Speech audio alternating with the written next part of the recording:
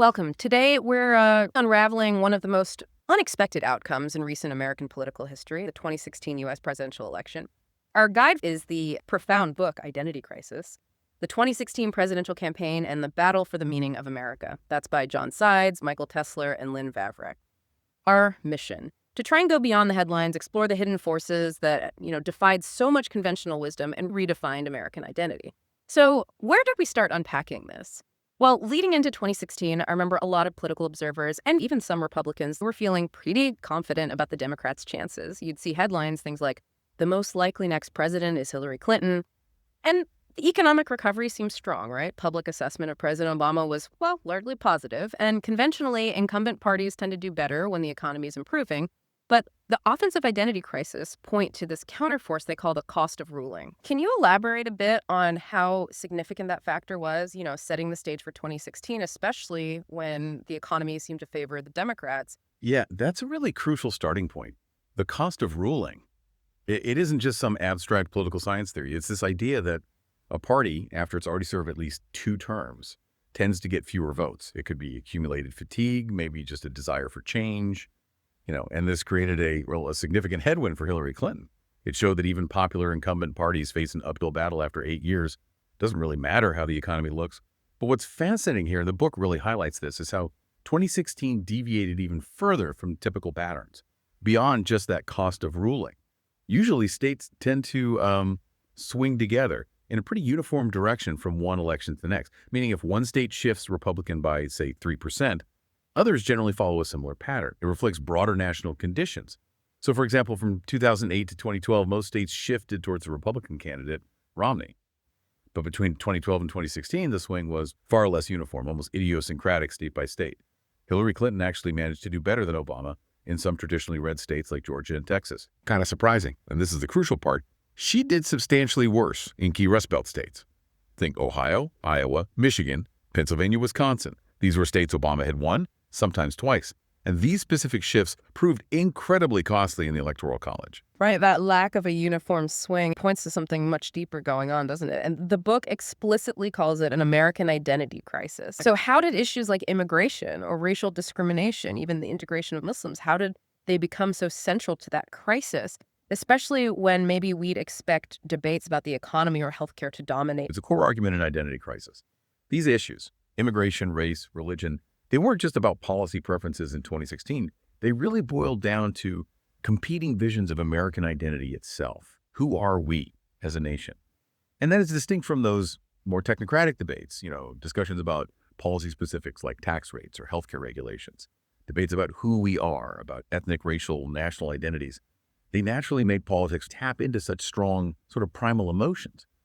And if we connect this to the bigger picture, a reservoir of opinion, it wasn't necessarily that attitudes toward groups like immigrants or Muslims changed dramatically right then in 2016. Instead, Trump effectively tapped into these existing reservoirs. They activated these ethnic identities and attitudes. And this activation made them much more strongly related to how ordinary Americans thought, and crucially, how they voted. It shows that even after you account for things like economic anxiety, the relationship between racial attitudes and vote choice was large, and clearly larger in 2016 than it had been in 2012. This research isn't just, a statistical finding. It really reveals a profound shift. For a significant chunk of the electorate, who they identified with, became a more powerful predictor of their vote than their economic worries. It really signals how deeply identity politics resonated, even overshadowing those traditional concerns. That's a fascinating insight, this idea that underlying sentiments were activated rather than fundamentally changed overnight. When we talk about activating those sentiments, well, Donald Trump's path to the nomination was certainly unconventional. He'd supported Democrats and Republicans in the past. Bill and Hillary Clinton were even guests at his wedding back in 2005. Yet, identity crisis highlights how he managed to succeed. He tapped into these long-standing, often unappreciated sentiments among Republican voters. What exactly were those sentiments, and what made his appeal so different from the other Republican contenders? This is where the book's analysis really shines. Because while many Republican leaders and strategists, after 2012, were aiming to broaden the party's appeal, maybe reaching out more to racial and ethnic minorities or advocating for things like entitlement reforms, Trump went in a very different direction. He capitalized on these deep concerns about immigration, about Islam, and about racial diversity that were already present among many rank-and-file Republicans. For instance, majorities of Republicans supported building a border fence. They believed immigrants were a burden because they take jobs, housing, and healthcare. So it's maybe not surprising then that I think the number was 68% of Republican primary voters believe Trump's statement about Mexican immigrants bringing drugs and crime was basically right. Trump also defended Social Security and Medicare. He promised to protect those programs. And that stance resonated with an, again, underappreciated strain of economic liberalism among many Republican voters. They weren't necessarily aligned with the party elite on cutting those programs. This fits really well with the idea that ordinary Americans aren't necessarily orthodox ideologues, meaning they don't always hold a perfectly consistent set of strictly liberal or conservative beliefs across the board. Philip Converse's foundational work in political science showed this decades ago. Many people just don't organize their political ideas around these rigid ideological labels. And Trump's rhetoric also carried a racial charge. In his comments on Obama's birth, his accusations about affirmative action being why Obama got into Ivy League schools, or his law and order stance, advocating for ramping up stop and frisk, this played right into existing sentiments, and you even saw it reflected in incidents at his rallies. So he kind of understood, or at least tapped into, an undercurrent within the Republican base that perhaps others missed, or maybe chose to ignore. Beyond that message, the book details how Trump's ability to just dominate news coverage was a huge factor in the Republican primary. It mentions how news organizations, being largely for-profit companies, found Trump good for business because he supplied good stories, interesting characters, novelty, drama, controversy. How did he manage to leverage that so effectively? And what was the ripple effect for the other candidates trying to get their message out? Well, he was a master at it, really. As Identity Crisis explains, he was just able to contort the day's media stories entirely around himself. Didn't matter if it was his comments about John McCain's war hero status or the controversy surrounding Alicia Machado during the debates. He set the agenda.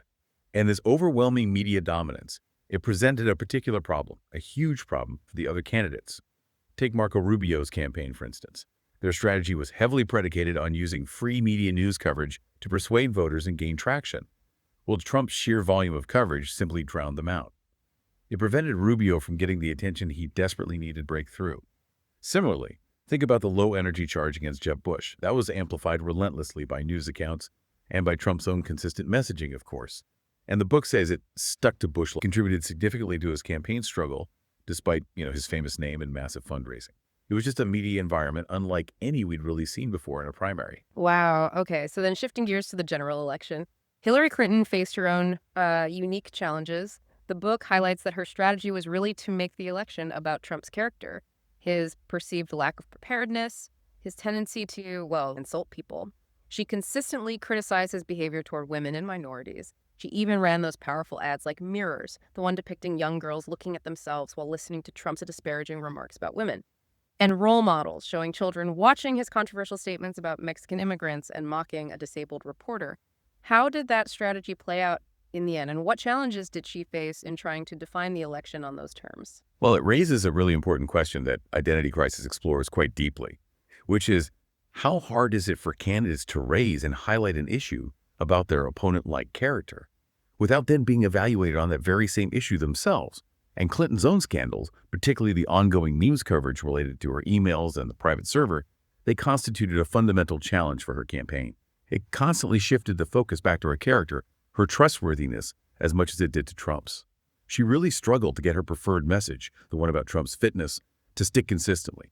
And interestingly, despite the huge controversy over Trump's Access Hollywood tape, which, many people at the time thought would be a definitive blow, many prominent Republicans ultimately chose to stick with him. People like Marco Rubio, Paul Ryan. Rubio famously said something like, "I disagree with him on many things, but I disagree with his opponent on virtually everything." Classic partisan logic. Even Ted Cruz, who had dramatically told Republican convention delegates to vote their conscience, decided by October to support Trump. It really showed just how few never-Trump Republicans existed within the party's power structure when it came down to that final partisan choice. That's really powerful that even with those major controversies swirling, those basic partisan identities remained incredibly pertinent. The book details this too, how despite highly divisive primaries in both parties, those loyalties really held firm in the general election. For instance, looking at Democratic primary voters, a remarkable 79% of Bernie Sanders supporters ended up voting for Hillary Clinton, which, the book notes, was actually a higher loyalty rate than Clinton primary voters showed for Obama back in 2008. So, what does identity crisis tell us about the sheer strength of partisanship? How it often proved a stronger pull than maybe primary allegiances or even candidate flaws for many voters? It really just underscores the raw power of party identity in polarized times. It seems simply being on the team, Democrat or Republican, became the overriding factor once the general election matchup was set. It highlights how deep-seated partisan polarization can often override individual candidate preferences or policy disagreements or even past primary battles. Now, while Clinton did secure significant support from African Americans, notably more than in her 2008 primary bid against Obama, she still faced hurdles with black voter turnout compared to the Obama elections. The book points out, perhaps realistically, that it was arguably unrealistic to expect the same incredibly high levels of black turnout for a white Democratic candidate as there were for Barack Obama. And Clinton also faced criticisms, lingering criticisms from some prominent African Americans regarding her past rhetoric on criminal justice from the 90s. Some found her super predator comments problematic and difficult to overcome for voters in that community. The Trump campaign attempted to capitalize on this. They accused Clinton's 2008 campaign of starting the birther lie against Obama, adding yet another layer of complexity to play. So, pulling it all together, what's the big takeaway here? The book Identity Crisis concludes that the 2016 election really pointed to a broader American identity crisis, where these fundamental issues of ethnic, racial, and national identity became absolutely central to political debate. These identity activations, combined with that persistent partisan polarization in the unique media environment, all came together to shape that pivotal election. Yes, exactly. And what's particularly insightful from the book is the argument that this identity-driven politics didn't just stop in 2016. It wasn't a blip. It continued and arguably intensified in subsequent elections. For instance, the authors note that in down-ballot races post-2016, so we're talking races for Congress, state legislatures, local offices, not just the presidency, Republican candidates often center them on issues like immigration and crime, issues that resonate with that activated identity base. You see the Republican Party increasingly rejecting its own previous recommendations, like the Growth and Opportunity Projects, liberalize on immigration. That's a significant shift, and it reflects the enduring power of these identity appeals within the party. And this really raises an important question, maybe something for you to consider. As these group loyalties, racial, ethnic, religious, increasingly align with our partisan identities, how might future elections continue to be shaped by these deep-seated sentiments? And maybe more importantly, what are the implications for national unity and for the health of our political discourse moving forward?